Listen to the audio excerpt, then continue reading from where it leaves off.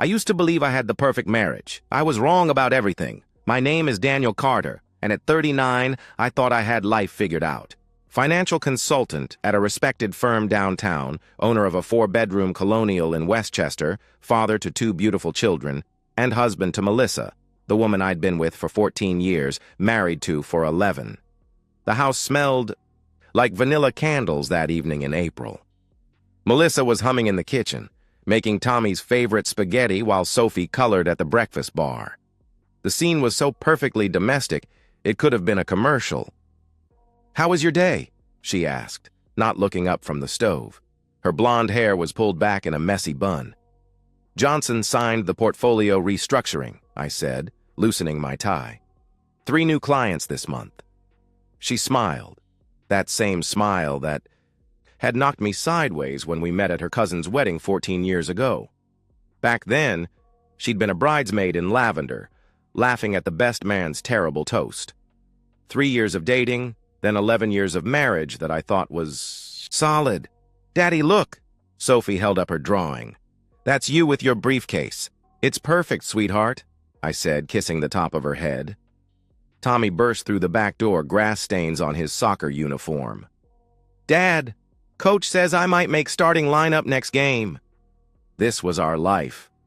Saturday morning pancakes where Melissa would make Mickey Mouse shapes for the kids, late-night work sessions where she'd bring me coffee without being asked, family movie nights crammed on the couch. But lately, something had shifted. Melissa checking her phone during dinner, angling the screen away. Working late at the marketing firm where she'd been for 5 years, though they'd never required overtime before. A new perfume that wasn't the one I'd bought her for Christmas. "I might be late tomorrow," she said that night, sliding into bed beside me. "Sarah wants to go over the Morrison campaign again." "On a Thursday?" I asked. "You know how she is," she replied, turning away, pulling the covers up. "Perfectionist." The bed felt bigger somehow, like there was an ocean between us instead of inches. She used to fall asleep with her head on my chest. When had that stopped? The next morning, I watched her get ready for work. She spent longer on her makeup, chose a dress I hadn't seen before, black, fitted, professional, but somehow different. When she kissed me goodbye, it was quick, distracted. "Love you," I called after her. "You too," she said, already halfway out the door. That evening, tucking Tommy into bed, he wrapped his small arms around my neck. "Dad, why does Mommy smell different?" he asked. "What do you mean, buddy?" I questioned. "She smells like flowers." Now. "Not like Mommy," he explained. "Kids notice everything. I should have paid more attention." Walking back to our bedroom, I found Melissa in the bathroom whispering into her phone. She hung up quickly when she saw me. "Who was that?" I inquired. "Just Rachel. Drama with her boyfriend again," she answered. But Rachel, her college roommate, had been happily married for 3 years. I should have trusted my instincts. Because 3 days later, my 7-year-old son would tell me something that would destroy everything I thought I knew about my life. Tuesday afternoon. I'd taken a half day to catch up on paperwork from home. The house was quiet except for the hum of the air conditioner. Melissa was at work. Sophie was at preschool until 3. The front door opened at 2:47. I knew because I'd just saved a client file and the timestamp burned itself into my memory, marking the exact moment my life exploded. "Dad?" Tommy's voice was small, uncertain. "In the office, buddy," I called back. He appeared in the doorway, backpack still on, his Avengers lunchbox dangling from one hand. Something was wrong. Tommy was 7 years old and made of pure energy. He didn't walk, he ran, didn't talk, he shouted. But today he stood there, shoulders slumped, looking at his sneakers. "Hey, what's wrong? Why aren't you at aftercare?" I asked. "Mrs. Catherine let me take the early bus. I said my stomach hurt," he admitted. I pushed back from my desk. "Come here." He climbed into my lap, something he hadn't done in months. His head rested against my chest, and I could feel him trembling. "Tommy, what's going on? Did something happen at school?" I pressed. He was quiet for so long I thought he might have fallen asleep. Then, in a voice so soft I almost missed it, Daddy, I saw Mommy kissing another man at the park yesterday. She told me it was our secret, but I don't like secrets. He whispered. The words didn't make sense at first. They floated in the air between us, impossible syllables. I felt my body go cold, then hot, then numb. My arms tightened around Tommy instinctively. What? The word came out strangled. Tommy started crying then, silent tears that soaked into my shirt. Yesterday, when Mrs. Kim took us to Riverside Park for science class, we were looking at trees for our leaf project and I saw Mommy's car. She was there with a man and they were kissing like you kiss Mommy and holding hands, he explained through his tears. My heart was pounding so hard I was sure Tommy could feel it. Rage, disbelief, and devastation crashed through me in waves, but I had to stay calm. Tell me what happened, buddy. It's okay. You're not in trouble, I assured him. I ran over because I was happy to see her. But when she saw me, she looked scared. The man walked away really fast. Mommy said I couldn't tell you because it would make you very, very sad. She said it was a special secret and I'm good at keeping secrets, right? But my stomach hurts, and I don't want to lie to you, Daddy. He confessed. What did the man look like? I asked. Tall. Dark hair. He wore a suit like you, but gray. He had a nice watch that was shiny, Tommy described. Melissa had taken Monday afternoon off for what she'd called personal errands. She'd been at Riverside Park during Tommy's field trip, thinking she was safe. Did Mommy say who he was? I inquired. She said he was helping her with a surprise for you. But it didn't look like a surprise, Dad, he replied. You did the right thing telling me, I managed, my voice steady despite the earthquake inside me. Secrets that hurt people aren't good secrets. I'm proud of you for being honest. Are you very sad? He asked. Sad?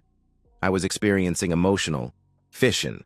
Every atom of trust and love splitting apart into pure rage. But Tommy didn't need to see that. I'm okay.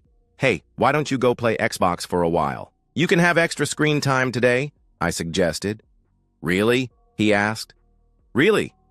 And Tommy? This stays between us for now, okay? Let me figure out the surprise Mommy mentioned, I told him. After he left, I sat in my office chair, staring at nothing. My son, my 7-year-old son, had just destroyed my marriage with 5 sentences. No, Melissa had destroyed it. Tommy had just told me about the wreckage. My mind raced through the past months with new clarity. The late nights, the new clothes, the way she'd been distant, distracted, how she'd been less interested in intimacy, claiming exhaustion, the weekend spa trips with friends I'd never met. The businessman in me began to take over. Emotion was useless now. I needed facts. I needed proof. I needed leverage. I opened my laptop and started researching divorce lawyers and private investigators. Melissa would be home in 3 hours, expecting dinner and normalcy. She'd kiss me hello like she hadn't been kissing another man 24 hours ago. As I tucked Tommy into bed that night, kissing his forehead and promising him everything would be okay, I was already planning my next move. Melissa had no idea that our 7-year-old had just signed her death warrant. Kevin Foster's office was above a dry cleaner in downtown White Plains, the kind of location that whispered discretion. I'd found him through a colleague who'd used his services during a corporate espionage case. Most people already know the truth when they come to me, Kevin said, sliding a contract across his desk. They just need proof for court. I need everything, I said, signing my name with a steady hand. Financial records, photographs, timeline, the works? The works costs extra, he warned. Money isn't the issue. Thoroughness is, I replied. Kevin studied me. How long have you suspected? 4 days since confirmation. But looking back, probably 3 months of signs I ignored, I admitted. That's usually how it goes. The retainer covers 3 weeks of surveillance, background checks, and a complete evidence package, he explained. I provided Melissa's details, work schedule, regular haunts, gym membership she barely used, her parents' address she supposedly visited every Thursday. Kevin took notes on a legal pad. "Any idea who the guy is?" he asked. "Tall, dark hair, wears gray suits and an expensive watch. My 7-year-old saw them together," I answered. Kevin's expression shifted slightly. "That's rough. Kids shouldn't have to carry that," he commented. The next 3 weeks were a masterclass in deception. I became an actor in my own life, playing the devoted husband while my marriage rotted from the inside. Every morning I'd make breakfast: scrambled eggs for Tommy, cereal for Sophie, coffee with 2 sugars for Melissa. Normal, routine, while she checked her phone and smiled at messages I knew weren't from Rachel or work. "Working late again tonight?" I'd ask, voice carefully neutral. "The Morrison campaign is killing me," she'd reply, not meeting my eyes. "You know how it is." I did know. Kevin was sending updates to a secure email account. Day 3, Melissa at the Marriott downtown, 12:47 p.m. to 2:15 p.m. Day 5, dinner at Romano's with subject identified as Ryan Walsh, recently divorced financial advisor at competing firm. Day 8, another hotel, different location, 3 hours this time. The photographs arrived in batches. Melissa laughing at something Ryan said over wine, her hand on his thigh in his BMW. The 2 of them kissing in the parking garage of his apartment building, her body pressed against him with an urgency I hadn't seen in our bedroom for months. Each image was a scalpel, cutting away another piece of the man I'd been. But I cataloged them methodically, building my case. The financial forensics were equally damning. Charges at lingerie stores when she'd claimed to be grocery shopping, restaurant receipts for 2 during her solo spa days. The hardest part was maintaining normalcy at home, helping Sophie with her alphabet homework while knowing Melissa was texting Ryan from the next room, attending Tommy's soccer game together, playing the perfect family while she checked her phone, every few minutes. Making love to her twice during those 3 weeks when she initiated, probably out of guilt, and pretending I didn't notice she smelled like a different man's cologne. One evening stands out with crystalline clarity. Melissa was getting ready for another work dinner, wearing the black dress I'd bought her for our 10th anniversary.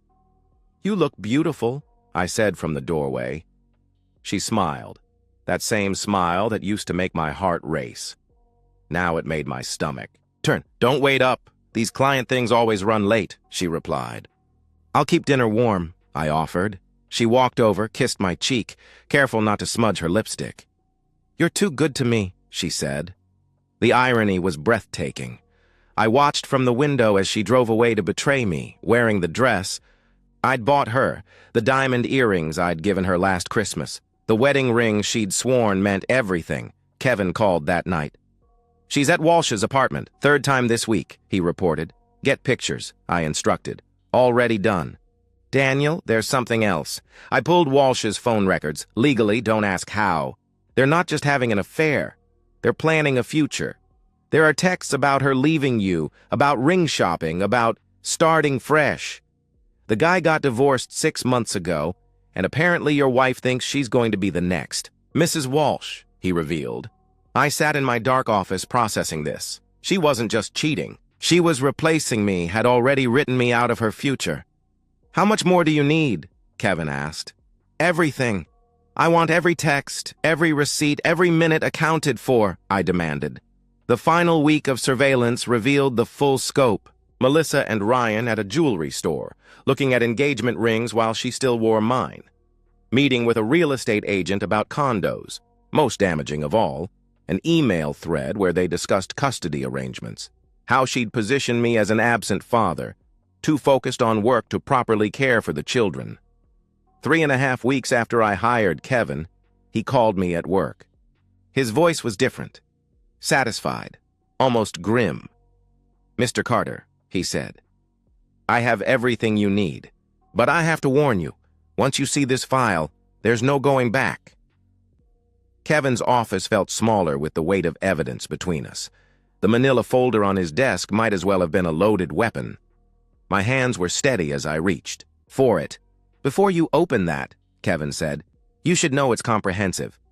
"Everything," I interrupted, opening the folder. The first photograph stopped my breath. Melissa and Ryan at the Marriott, kissing in the lobby with the casual intimacy of established lovers. The timestamp showed 1:15 p.m. last Tuesday when she texted me about being stuck in a budget meeting. I flipped through systematically. Page after page of betrayal documented with professional precision. Melissa entering Ryan's apartment building at various times. The two of them at restaurants I'd never taken her to, upscale places where they held hands across white tablecloths. One image showed her laughing, head thrown back, more alive than I'd seen her in years. "The text messages are in section 2, Kevin said quietly. I turned to printed screenshots, hundreds of them. The evolution of their affair laid out in digital breadcrumbs. It started 4 months ago, longer than I'd suspected. Professional messages about a joint project that quickly became personal. Within 2 weeks, they were texting constantly. Ryan. Can't stop thinking about lunch. When can I see you again? Melissa. Daniel has a conference Thursday. Come over. My conference in Boston. I'd asked her to come with me, make it a weekend getaway. She'd declined, claiming Sophie had a dance recital that didn't exist. Further down, the messages became more damaging.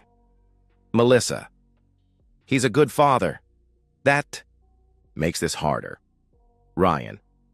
Good fathers don't neglect their wives. Neglect? I worked 60-hour weeks to provide the life she'd said she wanted. When had providing become neglect? The worst came near the end. A conversation from 3 days ago. Ryan. The divorce lawyer says if we document his work schedule, we can argue for primary custody. Melissa. I've been keeping a journal, all his late nights, missed dinners. Ryan. Perfect. 6 more months and we can file. Your fresh start. Melissa. Our fresh start. I love you. I set the papers down carefully. The final section contained financial records, credit card charges at hotels, totaling over $3,000. A savings account I didn't know existed. With regular deposits, she was building an escape fund. There's one more thing, Kevin said, sliding another photograph across the desk. This is where it gets interesting. Melissa and Ryan at Goldstein's Jewelers, her trying on an engagement ring while still wearing mine. The image was dated 2 days ago. But here's the kicker, Kevin continued, pulling out another document.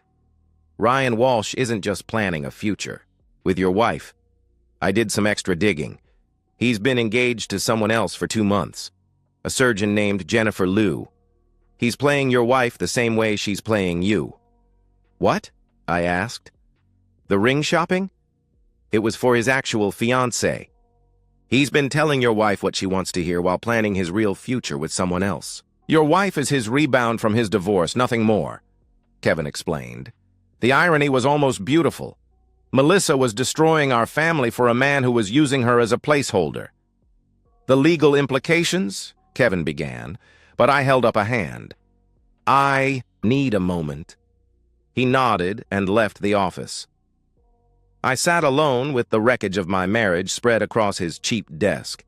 11 years of marriage, 2 children, thousands of shared moments, all of it thrown away for a man who didn't even want her. But beneath the pain, something colder was taking shape. Melissa had made critical errors. She'd forgotten about the prenuptial agreement she'd signed, dismissing it as unromantic pessimism. She'd documented her affair thoroughly. Most importantly, she'd underestimated me. I pulled out my phone and called Richard Hawthorne. Richard, it's Daniel Carter. I need an appointment. Today, I said. I'm booked solid, he started. It's about the prenup you drafted for my marriage, the infidelity clause, I interrupted. A pause. How soon can you be here? He asked. Richard's office overlooked the Hudson.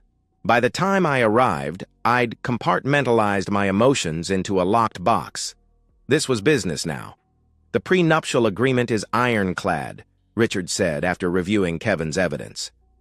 Adultery triggers complete forfeiture of marital assets, spousal support, and significantly impacts custody arrangements. She gets nothing except what she brought into the marriage, which, according to these records, was debt from graduate school. What about custody? I asked. Documented infidelity, especially with evidence of planning to alienate children from a parent. No judge will award primary custody, joint at best for her, but likely supervised visitation initially, given she involved your son in keeping secrets, he explained. How quickly can you file? I inquired. I can have papers drawn up by tomorrow. But Daniel, are you certain? He questioned. She's ring shopping with another man while wearing my ring. She's building a case to take my children. There's nothing to salvage, I replied. Richard nodded, making notes. We'll need to secure assets immediately. Freeze joint accounts, document all marital property. We spent 2 hours strategizing, every detail planned. By the time I left, the papers were being drafted. Melissa would be served at her office Monday morning. I'd be at Tommy's school play, establishing my presence as the involved parent while her world imploded. That evening, I arranged for my parents to take the children. For the weekend, Melissa and I need some time to discuss adult things, I told my mother. She studied my face, seeing something there. Whatever you need, sweetheart, she replied. Tomorrow night, Melissa would come home expecting to continue her double life. Instead, she'd discover that her perfect deception had become her perfect destruction. I arranged everything on our dining room table with prosecutorial precision. The photographs formed a timeline down the center. 4 months of betrayal in chronological order. Financial records on the left, legal documents on the right with the prenuptial agreement on top, the infidelity clause tagged with a fluorescent marker. The divorce papers waited at my seat. The house felt different without the children. At 7:27, I heard her car in the driveway, the front door opened, keys dropping into the bowl. Daniel? Why is it so quiet? Where are the kids? She called out. In here, I called from the dining room. She appeared in the doorway, still in her work. Clothes. Though I knew she'd left the office at noon, her face was flushed, hair slightly mussed. She smelled like men's cologne, not mine. Why are you sitting in the dark? Where are... She stopped mid-sentence, seeing the table. The blood drained from her face. We need to talk, I said simply. Sit. She moved to her chair like a condemned prisoner, eyes darting across the evidence. Let me walk you through this, I said, my voice calm. Photo 1. You and Ryan Walsh at the Marriott downtown, March 15th. That's the day you said you were presenting. To the Johnson Group. Photo 2. Same location, March 22nd. You were supposedly at your mother's for her birthday, which is in October. Daniel, please, she started. I continued as if she hadn't spoken. Photo 3. Romano's restaurant, March 28th. You texted me that you were working late. Quite a desk, Italian marble, candlelight, a $300 bottle of wine. Tears started rolling down her cheeks, but I felt nothing. Should I continue? There are 47 more photographs. Or would you prefer the text messages? My personal favorite is from April 3rd, where you tell Ryan that I'm emotionally absent and more married to my job than to me, I stated. How? She whispered. Our son told me. Remember Tommy? The 7-year-old you made keep your secret? He saw you at Riverside Park during his field trip, I answered. I pulled out my phone, played the recording Kevin had obtained. Her voice filled the room. I'm almost ready to leave Daniel and start our real life together. 6 more months to build the custody case. I stopped the recording. Here's what's going to happen. You're going to sign these divorce papers tonight. Then you're going to pack and leave.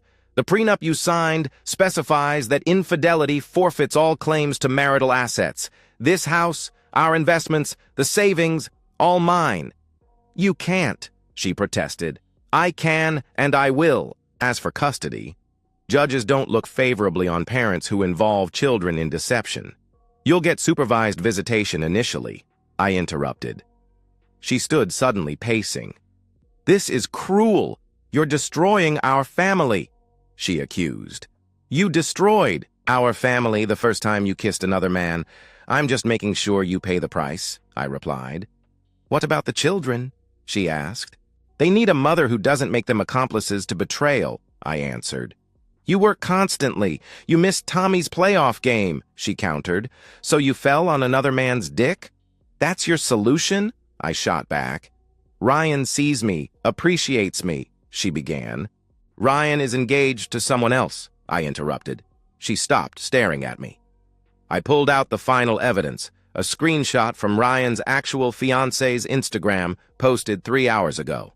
A celebration dinner for their engagement, with a caption, "About 2 months since saying yes to forever." Did you think you were special?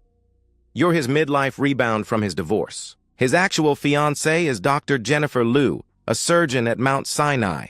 The ring shopping you did together? He bought the ring for her, not you. You've been played, Melissa. You destroyed our marriage for a man who's been using you, I revealed. She collapsed into the chair, sobbing. The woman I'd loved was gone, replaced by a stranger who'd gambled everything and lost it all for nothing. Sign the papers, I commanded. She signed with shaking hands, mascara streaking her cheeks. Where will I go? She asked. Not my problem, I replied. My parents, she started, already know. I sent them the evidence this afternoon, I stated. That broke something in her. She stood, walked to the stairs, then turned back. I did love you once, she said. I know. That's what makes this worse, I replied. As Melissa packed that night, crying and making phone calls to discover Ryan wouldn't answer, I felt something unexpected. Not satisfaction, but emptiness. I had won completely, but winning felt a lot, like losing everything that mattered. 6 months later, I watched Tommy teach Sophie to ride her bike in our driveway. Same house, same yard, but everything had changed. The divorce had been finalized in record time. The prenup held. Melissa walked away with her car and $30,000 in debt. She lived in a 2-bedroom apartment in Yonkers now, working retail at Nordstrom. The children saw her every other weekend. Ryan Walsh had disappeared from her life the moment she'd confronted him about his engagement. His wedding to Dr. Liu had proceeded as planned. He'd moved to Connecticut with his new wife. Melissa never heard from him again. My parents had helped during the transition. Melissa's parents maintained their relationship with us, visiting the grandchildren regularly, disappointed but not surprised by their daughter's choices. Dad, look, Sophie called, wobbling down the driveway. I'm doing it! Great job, sweetheart, I cheered. Later, reading bedtime stories, Tommy asked, Dad, are you happy? I'm getting there, buddy, are you? I responded. He nodded. I miss Mommy sometimes, but I like when it's just us two, he admitted. That's okay. You're allowed to miss her, I assured him. Do you forgive her? He asked. I'm working on it. Forgiveness takes time, I answered. I thought about the journey, from betrayal to rage to this strange peace. Justice and satisfaction weren't the same thing. I'd protected my children, preserved my dignity, made Melissa pay the price. Sometimes I wondered if I'd been too ruthless. But then I'd remember Tommy's tears about Mommy's secret, and my resolve would harden. The perfect lie was gone, replaced by imperfect truth. A smaller life, but built on solid ground. Just a man and his children starting over. It was enough. And so, we've reached the end of today's story. Was it what you expected, or did it take a twist you didn't see coming? I'm curious to hear your thoughts. Share them in the comments below, and let's get a conversation going. If this story kept you hooked, make sure to hit that like button. And if you're new here or just haven't subscribed yet, now's the perfect time to join our community. I bring you fresh, captivating stories every day, so click that subscribe button and turn on notifications so you never miss out. Thanks for watching, and I'll see you in the next one.